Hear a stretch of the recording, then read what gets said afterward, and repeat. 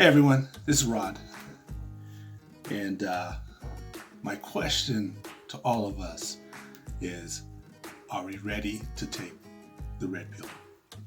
You know what I mean by that? There's a movie out there called The Matrix. Remember that movie? And in this movie, the main character, Neo, was offered 2 pills by Morpheus. And first pill was the red pill, which represented reality. You know, his chance to get into reality, the real situation. And then the second pill was a blue pill, which represent non-reality, like a fantasy land. And so I'm being funny, but the reason why I asked that is because you're looking at people out there, and it's almost if they're not willing to take this reality pill, you know, the red pill. And in part, you can understand it a little bit. Like, I know when, and I've said this before, like, I have such respect for the police. I just do. And they have difficult jobs and they do a lot. But the truth of the matter is, though, there is police brutality within police. And particularly focused on people that are poor, possibly, and people that are minorities. It's just the way it is. And that's a situation, that's reality for many people. You know, it's not something that we could deny. But people of color have been always trying to tell the society as a whole that these things have been going on, and society as a whole has always denied it. There's like, nope. It's like they're not willing to take the reality pill when it comes to people of color with the police. And I understand it because police are there to protect us, and we don't want to believe that there are some police officers that are not really intending to protect, but they're willing to harm as citizens. So you can understand why people don't want to take the reality pill in that situation. But nonetheless, you know, after we see the George Floyd situation, all of a sudden that red reality pill was stuffed down the throats of the American public, and they accepted it. And they have an understanding of it. And since then, they've created this action. We also look at, you know, the situation with this recent election. And this is why I was doing this whole video, is because you've got 2 candidates, Mr. Trump, current president, and then Biden, and they're running for office. But what's happened is that, you know, Biden won. Biden had the most votes. He has the most electoral college votes. So he won. But for whatever reason, you know, Mr. Trump doesn't want to concede and say that Biden won. And it's almost as if he's not willing to accept the reality or take that pill. And I don't even know, like with him, if it's not just like a strategic move. He may just be buying time and have something else going on for him. And so that could be the case too.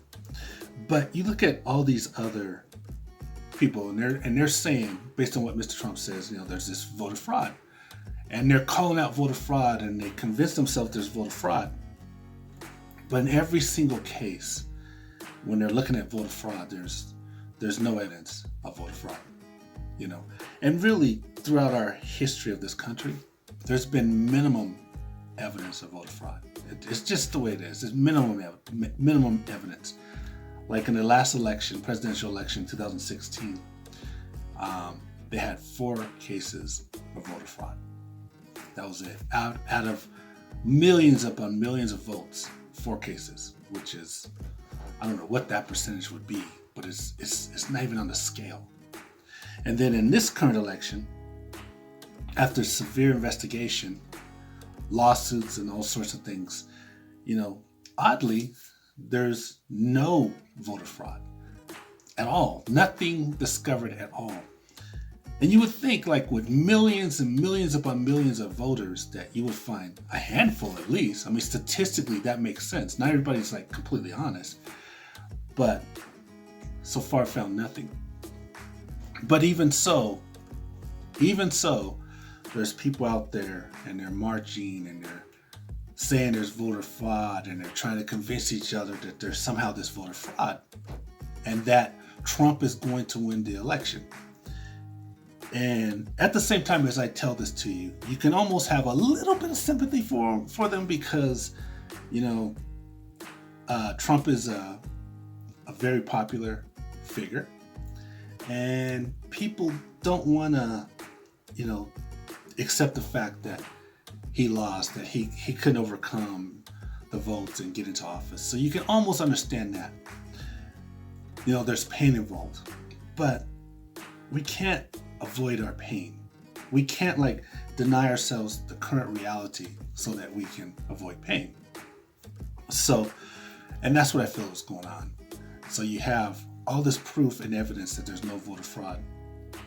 We don't usually have voter fraud in our elections in this country. We just don't.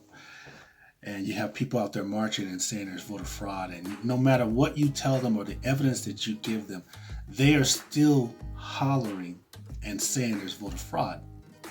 And that's why I say jokingly, you know, have you taken the red pill or are you taking the blue pill? Do you want to understand reality in the situation you're in, or do you choose to ignore the reality in the situation you're in, which is taking the blue pill? So, just trying to be a little funny about it. Peace and hope, everyone.